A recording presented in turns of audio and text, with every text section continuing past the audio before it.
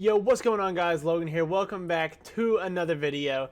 Today I'm going to be showing you guys my personal Call of Duty Vanguard settings that I use every day, and I will also be showing you guys some beginner tips and tricks that you guys can use to improve your gameplay. So without further ado, let's get into the video. Alright boys, so starting off, you're probably wondering why my face cam is pointing at my crotch. In all honesty, I just wanted to do it. Now, but for real, the main reason I'm pointing at my crotch is because I'm going to be showing you guys the way I hold a controller to start things off. So we're going to be going into my settings, we're going to be going into everything like that in just a moment. But I just want to show you guys how I hold a controller, which is like this. This is known as clawing. Now, clawing can be used in a lot of different ways. Some people can double claw. I don't do that. But basically, what you want to do to claw is you want to take your right hand with your analog stick. I'm going to angle it for you guys like you would normally hold it, and you want to drop your pointer finger down to press the buttons, and then you want to use your middle finger to shoot. This allows you to never leave your analog stick to press any buttons, so you can aim and jump at the same time and stuff like that, as you guys can see right now. So obviously you don't have to do this, and this isn't 100% required for good movement in this game. You could still do it just fine without clawing. But it's a lot easier, and if you have a scuff, you don't have to do it or anything like that, or like paddles or buttons on the back. It's not as needed. But since I've never really used paddles, I've had a scuff but never really used the paddles. I've been clawing since Advanced Warfare. It's been a very easy thing for me to do. Keep in mind, I also plan on doing a in-depth claw guide eventually on the channel for this reason, to where it's a lot easier for me to explain other than just running through it. But if you want to know how to claw, there's also plenty of videos. I know Scump's made a few videos on it that you guys could look up. But that's pretty much the bare bones of it. You drop your finger down to where you can press these 4 buttons. Some people play like traditional and claw. They go back and forth, but it's really up to your preference. First thing we're going to be looking at inside the settings is going to be the controller settings, and at that, the basic controller settings. So obviously I play on a PlayStation controller, if you guys can't tell. I do use a Control Freak. You don't have to use one. I just feel like it helps me a little bit, but it's never like fully needed. But basically, for my controller settings, my horizontal and vertical stick sense is basically just you spinning this way, you look up and down. It's the basic. I like to play on 6.6. I feel like this is perfect. It's not fast, it's not slow, it's just like right in the middle. I feel like a lot of pros use this as well, in case you guys were wondering. This is probably the #1 used sensitivity that pros use. And then I keep these main 3 at 1.0 as well. You can adjust these if you absolutely want to for ADS sensitivity, and then vehicle stuff, which that really doesn't matter too much. But ADS sensitivity could be adjusted, but I would keep it at 1. That way it feels smooth throughout and you don't have like different sensitivities for different things. The next thing that I'm going to be showing you guys is the button layout preset, which I use tactical. Basically, for tactical, normally you would punch with your analog stick and you'd slide with circle, but with tactical, if you guys don't know, you slide with your analog stick and you punch with circle.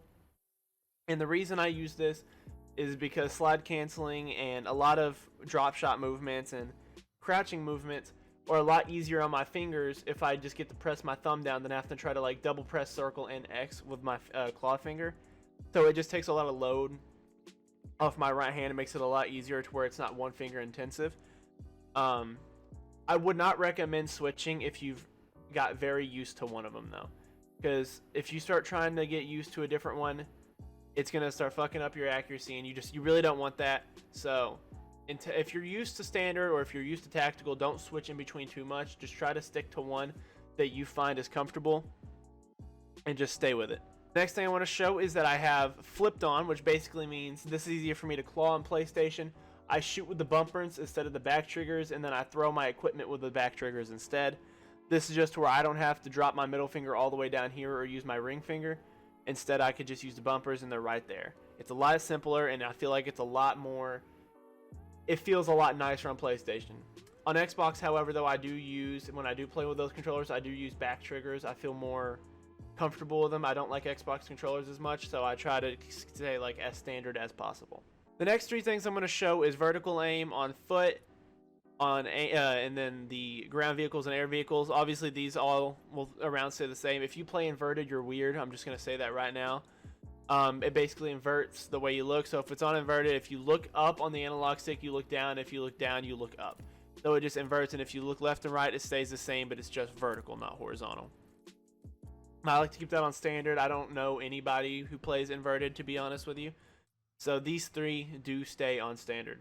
The next thing we're going to be looking at is the aim response curve type. Now, this is very important for you to find the one that fits you most. I will tell you right now, standard and dynamic are your best bets. I would never mess with linear. So as you can see from the actual definition, standard says simple power curve map from aim stick to aim rate. I know a lot of pros use standard and a lot of pros use dynamic, which is reverse S-curve mapping for fine aim rate control. I'm not going to get into what these definitions mean because I honestly have zero clue exactly. I know it depends on how strong the aim assist is off base and then like how smooth it like gradually goes out. I find dynamic works better for me, but this is something that you need to look at yourself, and you need to like use both and determine which one feels right. Keep in mind, this is another thing. I wouldn't switch between too much though. Once you find like a good niche for one of them, don't switch back to the other one because it will mess up your accuracy. The next thing on the list is controller vibration. This is obviously another optional thing. I would turn it off personally. It feels like it messes up my accuracy whenever there's rumbling. I also have rumbles removed out of this controller, so it doesn't matter if it's on or off. I'm not going to feel it. But for me personally, I like it off. The next thing up is trigger effect, which I don't have a DualSense controller. Most people don't. It provides resistance and feedback to the buttons or to the trigger, so it makes it feel like you're shooting your gun in real life. It gives it like resistance. Don't put this on. Don't be dumb. Leave it off. I know it says on. I can't turn it off because I don't have a controller for that. The next thing I have is weapon fire threshold. I would also turn this off. I don't think there's a single reason to turn it on. It's the same thing as the trigger effect, but without the resistance. You just have to push it down like further. I wouldn't use this. It's useless. It becomes more annoying than it does helpful. I don't know a single thing where that would be helpful. For the next two things, I would leave these exactly as they are on Instant and 1.0. I wouldn't change these. These are perfect the way they are for a good reason. So leave this at 1.0 and Instant. If yours is anything else, I'd highly suggest changing it back. There's not really a reason for me to get into this because, to be honest, you don't need to change these. The next is the stick layout. I obviously play on default. There's a lot of different ones, and I'm not actually sure which one does. So if you look into it a little bit more, Southpaw, you look up and down with your left analog stick and you move with your right.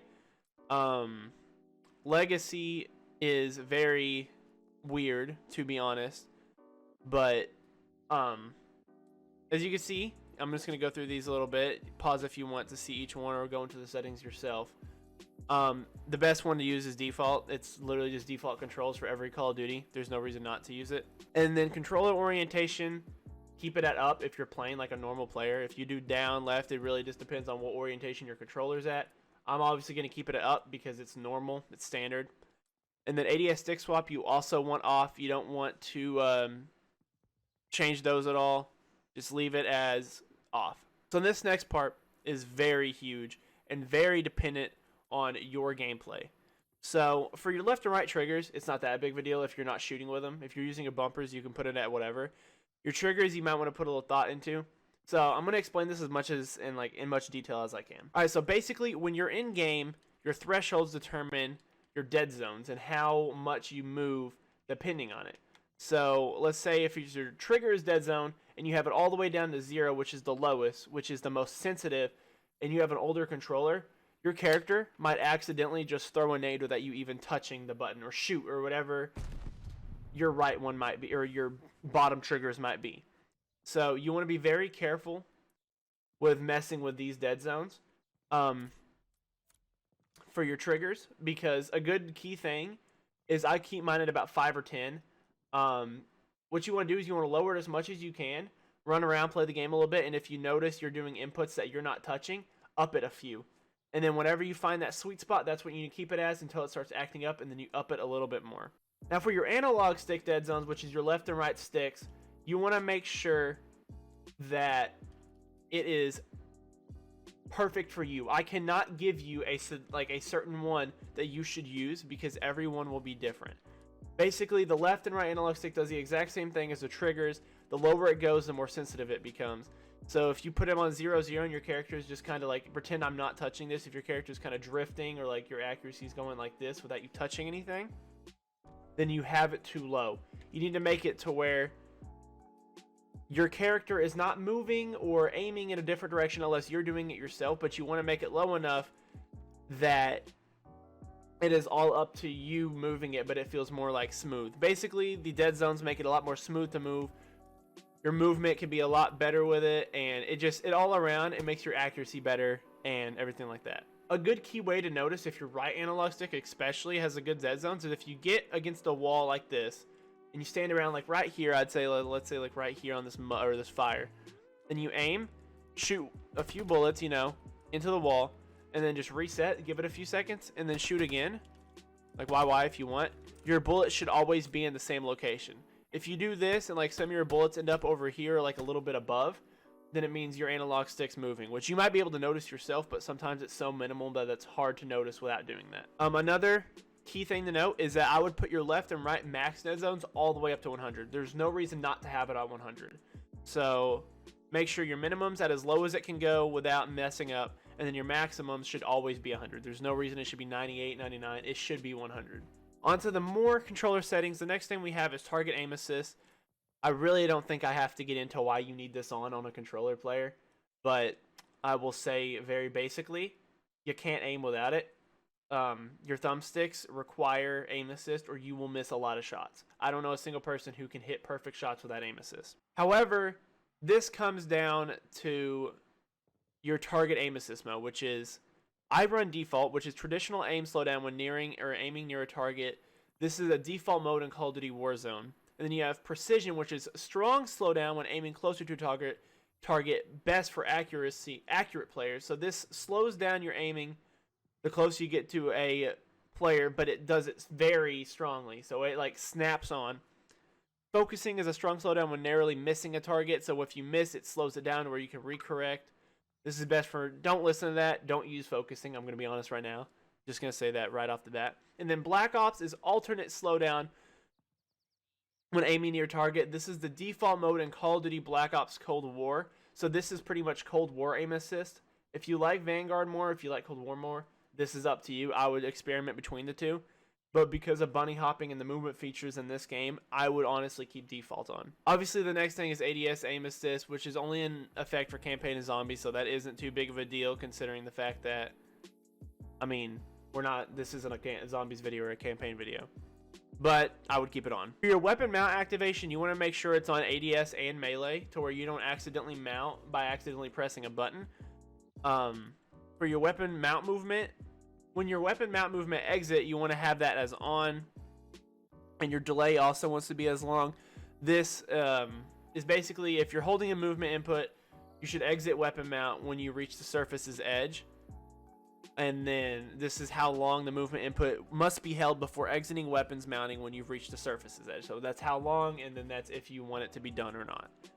Obviously, you want this on, and I would either put it on long, short, long, or longest. I have it on long. I feel like that's the best. Next up is depleted ammo switch. Basically, when you run out of ammo, you switch weapons.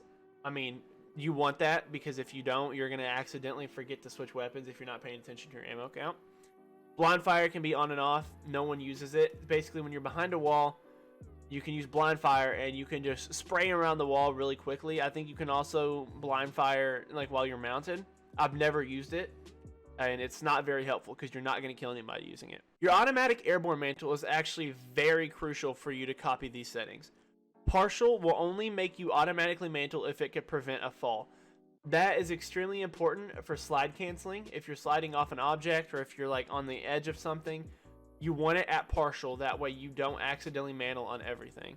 And you want grounded mantle and automatic ground mantle both on off. Your mantle stance queuing, automatic sprint. If you're playing tournaments, you want to keep this off because it's banned. But if you're not, automatic tack sprint's never a bad thing to do. It basically allows you to instantly start tack sprinting without having to click your analog stick. So I'm not clicking it at all. I'm just flicking it and it's making me tack sprint. This is banned obviously, so I wouldn't use this unless you're just in pubs. Obviously, there's automatic sprint as well, which isn't tack sprinting. It's just normal sprinting. Auto move forward, I have off. You never want to have auto move forward on, because if you're trying to focus, you don't want. If you want to stand still, you really don't want to accidentally start moving forward. Sprint cancels reload, I have on. You can keep this off if you want. But I find this is very important for me, because if I'm out of ammo, I need to run away. If I don't have this on, it will try to make me reload and prioritize reloading over running away.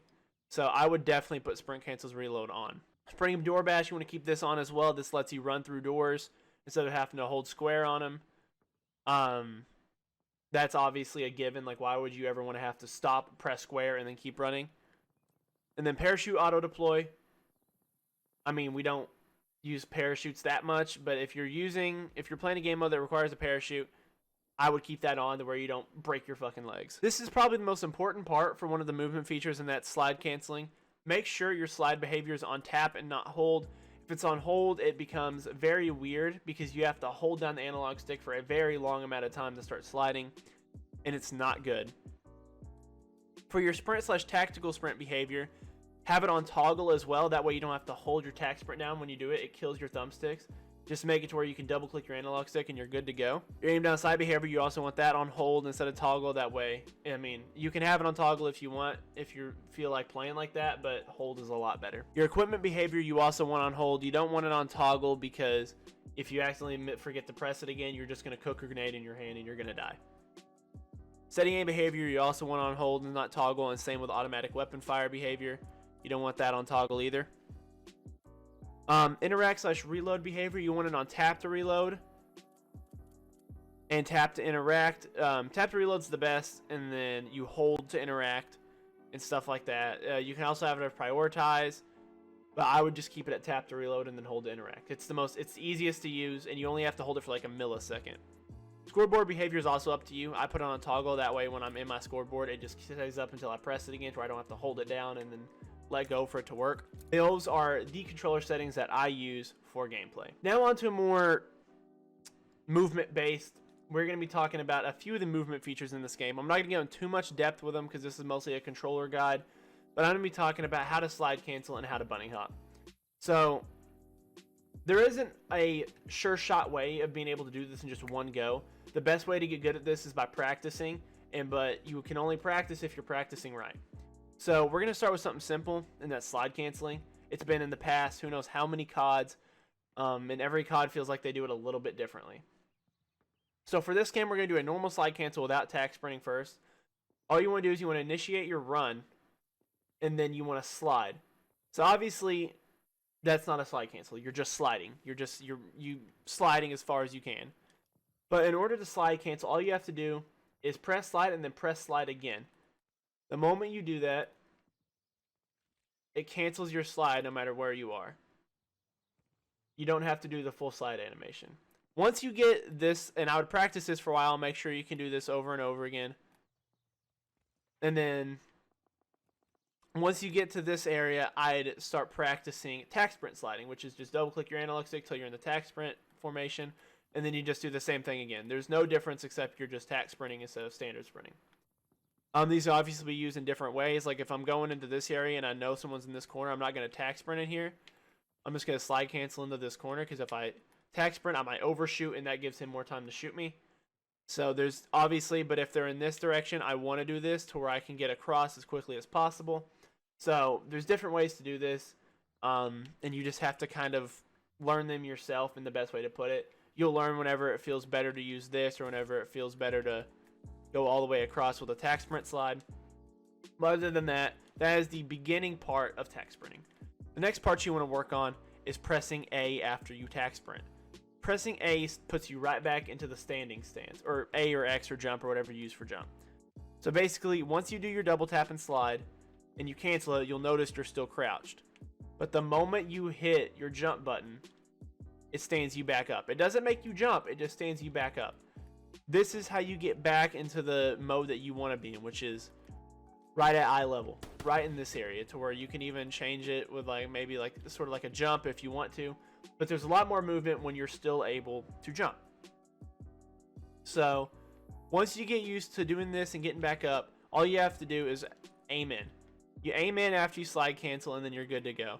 I like to aim in and then press jump. Some people press A or press jump and then aim in. It's personal preference. Some people do it at the same time. Either one works. I found myself doing both, but I mostly aim in then jump, just in case there's someone there. I can start pre-firing before I even get up out of my stance.